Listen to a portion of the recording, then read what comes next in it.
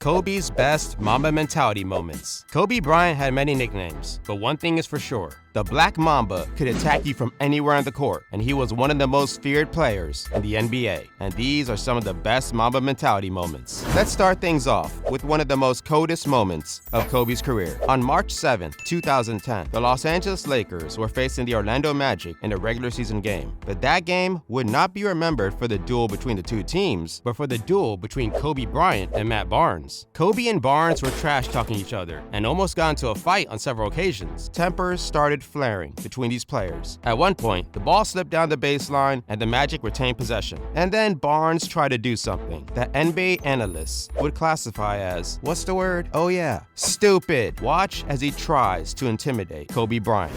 Unless he thinks he can entice Kobe Bryant to get thrown out. Either that or there's no way he's going to intimidate. And now a two-shot foul because the foul occurred before the ball was inbounded. Tony Brothers now telling Matt Barnes and Kobe Bryant to knock it off. And he fakes the ball. I mean, when you have a pillow fight and somebody fakes a pillow at you, don't you at least flinch? Kobe Bryant, that's the play of the game. He didn't even flinch. I'm always surprised when a player tries to frustrate you or take you out of your game, whatever Matt Barnes was attempting to do. When that type of thing happens and it gets chippy like that, how do you keep your composure? It's funny. Huh? You flinch? Why should I? I mean, isn't that like, aren't you like a supreme athlete that has...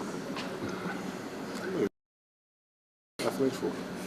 Kobe saw it as funny and not intimidating at all when he responded with, why should I? Barnes looked like an idiot, and Kobe was not fazed by that fake out. Another victim of Kobe was Ron Artest. While shooting free throws, they were talking about their feelings, per se, and Kobe was a legendary trash talker and impossible to intimidate. Artest told Kobe his best insults, and what he got in return was laughter. Artest, seriously, what were you thinking? Talking trash to Kobe only fuels him to embarrass you and whatever team you play for. Coming in for the Rockets. Not that should make a difference. 28 seconds to play. Kobe and Ron still talking. I'm surprised the officials are allowing this. I mean, seriously, they should tell both of them. The other thing, with all the shooters coming. Yeah, see now, with the Lakers have on the floor now, the 5 people switch everything. What's crazy is that years later, Artest redeemed himself in front of Kobe and made a clutch shot when he was with the Lakers. He went from villain to hero. Bryant looking. Artest, that's a three. Bang! Lakers by 6 with a minute to play. In the NBA, if you talk trash, you better back it up. Hence, Bryant always talked trash, and so would the anti-Kobe fans. I'm pretty sure a lot of them were vegans, who obviously had some beef with Kobe, pun intended. The haters would talk all this noise. However, some of his performances would just shut them up and leave them speechless, like the one suffered by Jalen Rose's Toronto Raptors in January 2006. See it. Here's number 1. Do you believe it? This one would be to Ty Wilt for number 2, and the next one would be to Pat. Kobe set the second all-time scoring mark in a game with 81 points, second only to Wilt Chamberlain's 100. It was an incredible performance by the Black Mamba. I'm pretty sure after the game, Rose checked himself into a mental institution. However, we all saw something disturbing that day. We saw graphic footage of how one snake killed a pack of raptors. Hey, Cole, how you doing? How retirement treating you? It's great, man. It's great. Just, a little writing, a little investing. Nice. So I don't know if you saw the thing on Twitter about your statue. I don't pay attention to that stuff. Yeah, I figured that. Me either. A drink, Mr. Bryant? Yeah, I'll have a vodka martini. How many olives would you like? 81.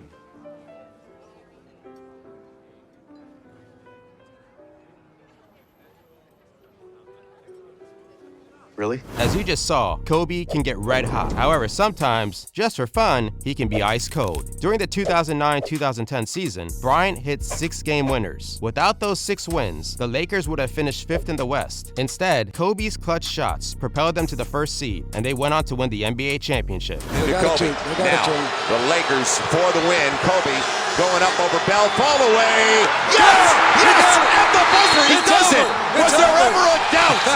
Kobe wins it for the Lakers! As you just saw, Kobe played the game with ice in his veins, and he left those teams out in the cold. What's for sure is that there were seasons where if Kobe would have had better teammates, he could have contended for the MVP, like in 2006. But sometimes, even his teammates were afraid of him. One of the reasons is that he took practice very seriously.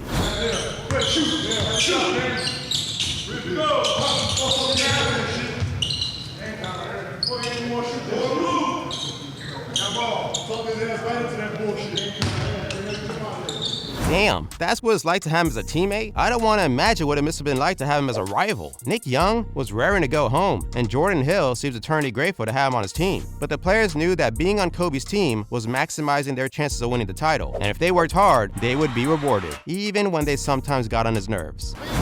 Now you just don't want to give up a three, but you got to get out and foul somebody. You're down.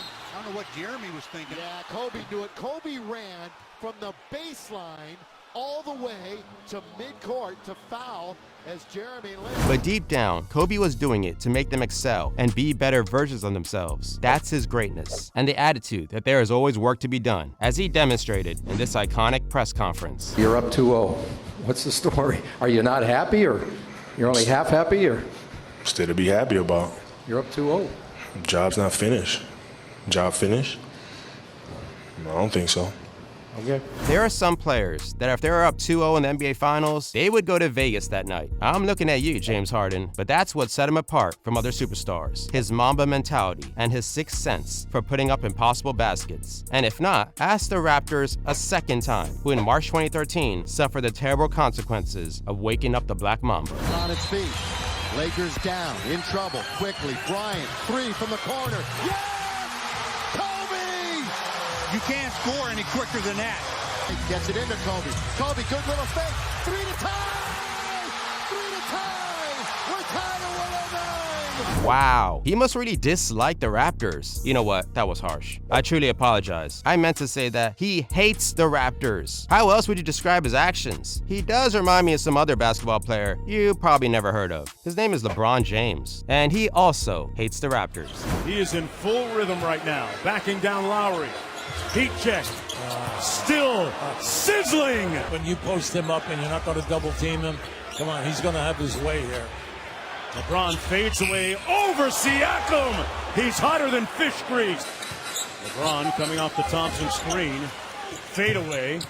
Kobe didn't care if you're his best friend, his dog, or even his neighbor who just wants to borrow some sugar. If you were in his way of achieving a goal, he would take you down, metaphorically speaking, and physically. Look what he does to his friend, Pau Gasol. Kobe said he gonna set the tone to start the game. And he said, I'm running through Pau's fucking chest. First play of the game, I'm running through Pau Gasol. We was like, what? Like, that's your teammate, you tripping, you ain't about to do that. He said, first play of the game, I know what they're gonna run, and he knew Pau's gonna be the last screen.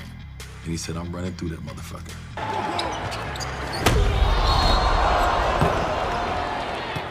We was like, holy shit.